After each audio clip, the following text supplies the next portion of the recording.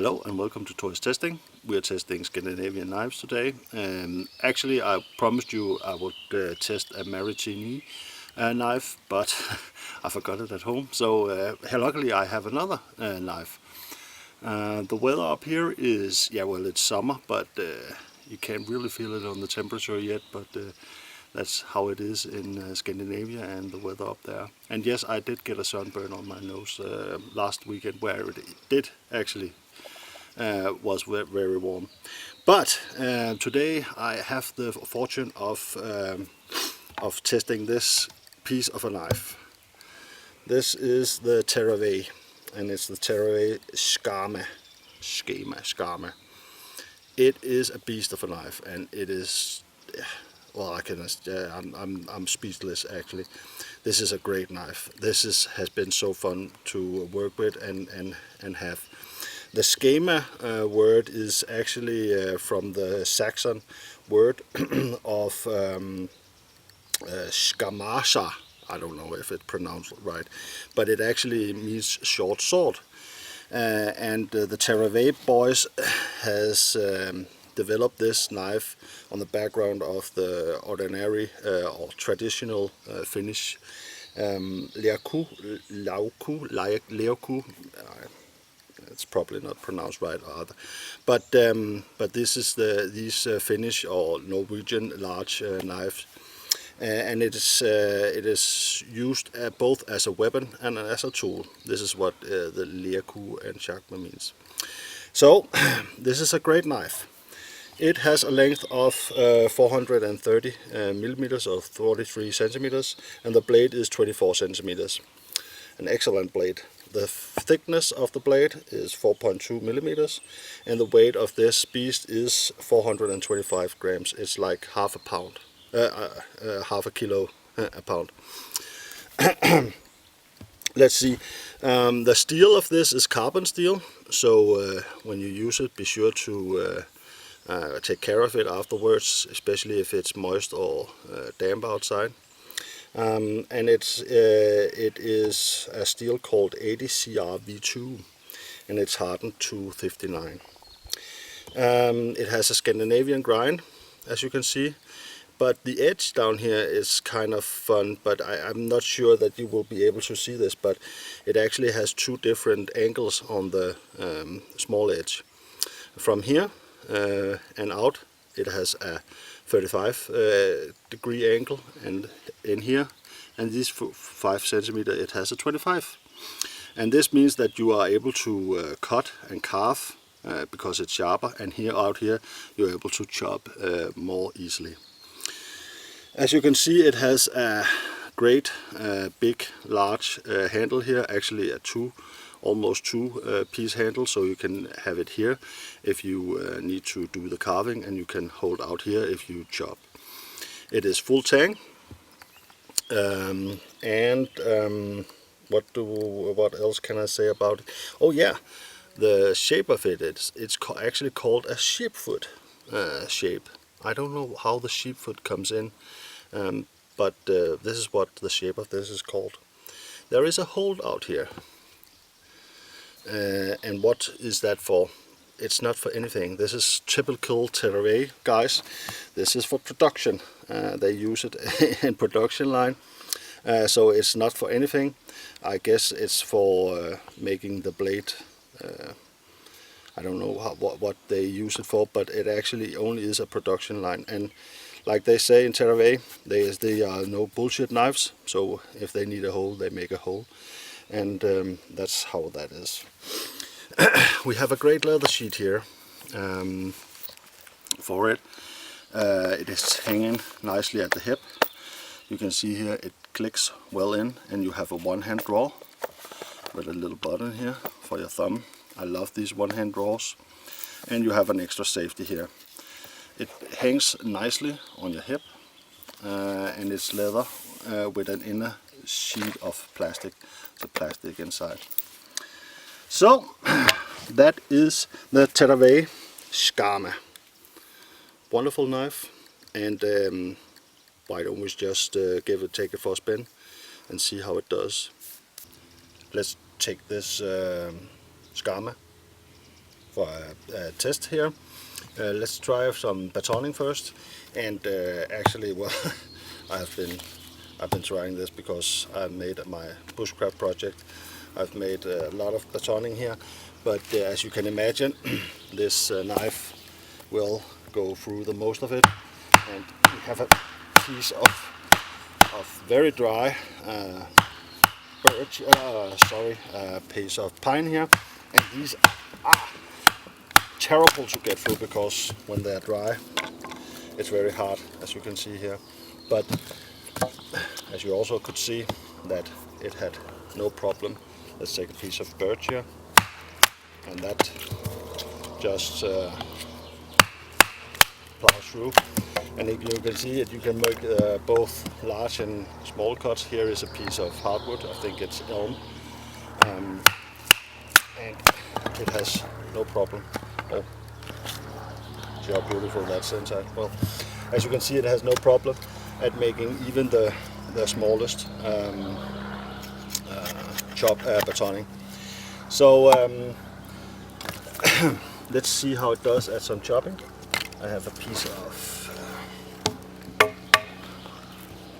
willow here, I think. So let's see how it does. As you can see here, you can hold it on the outer level here, so you get some more swing to it. And let's see here. And as you can see here, it just goes through this in some very short cuts.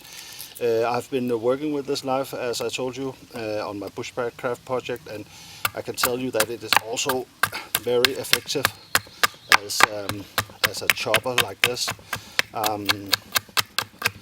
For Bushcraft project, it has been wonderful at this. Actually better than an axe because of the sharpness of the blade. As you can see here, you make almost squared with no effort at all. So great at that. Okay, that's it for the chopping and batoning. Let's take a look at some Feathersticks. Okay, as I told you, this is actually quite easy, strange enough, to work with as a carving knife. As you can see here, it works well. This is a piece of very dry pine, and it actually, you can see here that it carves well. It's of course it's not like some of the small knives that has very nice control of them because they're small, but as you can see, this, it works actually as a charm, especially on this on the first 5 centimeters where you have this fine edge. You can see here it is actually no worries at all, and you also have a very nice back to it, 90-degree backs here, so no worries to make the scrapings either. As somebody mentioned, I don't do feather sticks, I only make the feathers here, but I have made a feather stick here with this knife here, so it is actually very possible to make this. Good. Let's make a fire, and I'm gonna just be making here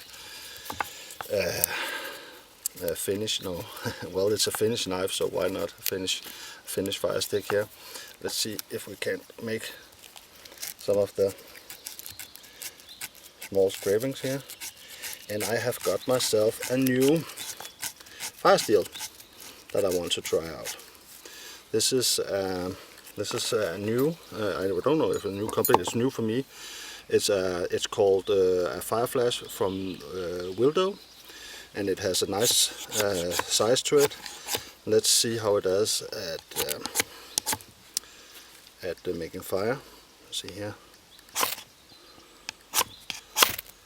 Yeah, works like a charm. As you can see here, it is no problem, and you have a nice 90-degree back on this to make make the fire with the firesteel. This was my first use of a fire flash from Wildo, and yeah, well, as you can see, it worked fine. Well, I just wanted to show you how it fits on the hip, and it's actually very comfortable. And as you can see here, you have a nice fast draw of this, and this is fine. Well, today's project, I thought with a knife like this, you need a good project, and a project with a little larger here. So I made myself a Bushcraft chair. I have made one before, but I thought it was a little flimsy. So I tried this one, and this is very sturdy, and I like it, and I love it. It has an excellent, easy way of making two A's here, sitting between each other, and that's actually it. And it's very nice to work with here, and you set excellent in it. These are not what you call them, placed, or I have not used any rope on these because they just sit loose. But you sit excellent in it. In Bushcraft, it's always nice to have a good chair by the fire where you have lean on your back. So by sitting here, let's take a review of all the knives and sum up this great knife.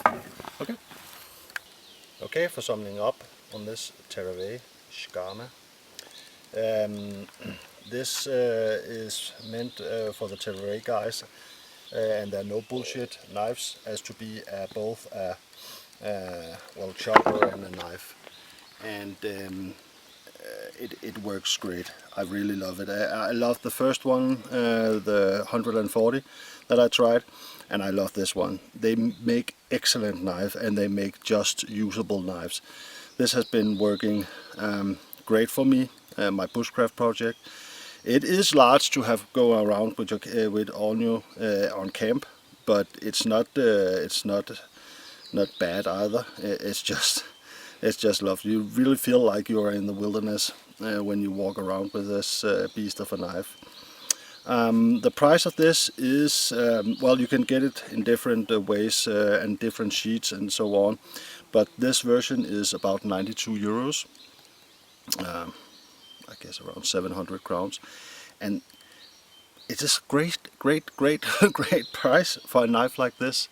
I promise you, this you won't get a better knife for a price like that. This is the best value for money for a knife like this, and it has just been lovely to work with. Okay, let's take a look at the knives I've tested. We have a lot here, so let's just go quickly over them. And you can, as always, you can see all of these knives in test on my channel. We have the Featherstick F1, we have the Mora Bushcraft, we have the Enso, Elva, we have the another Finnish knife here, the Pendleton M95. We have the Thor-is-testing axe, we have the A1 from Featherstick, we have the Danish Vangendal, we have the other, you can see the hole up at the top, and it's the same handle, the Terävä 140. We have the Hulterforce, we have the Danish replicate of Viking knives, we have another Enso, the Trapper, we have another Thor-is-testing, the Overlevelsens knife, we have the Castron FT, we have the Yak Kit KNV3, we have the Mora or Light My Fire knife, we have the EKA Nordic, and we had last time we had the Miller blade from Denmark, and this time we have the Terävä. Next time I think I'm gonna be testing the Maritini, if I can remember it. Otherwise, I've got myself a new knife, as always. This is an EKA like this one, and this is their axle blade W1. And I think when I saw this, I said I got to have this, because This is their version of of this actually, or a hatchet, or small hatchet. It's an axe blade, they call it. And take a look at this. This is new thinking. This is original, and I'm actually gonna be. I'm gonna look forward to testing this knife. So until next time, be sure to subscribe, share, test, and I hope my nose is better and all of these things. And so until next time, see you.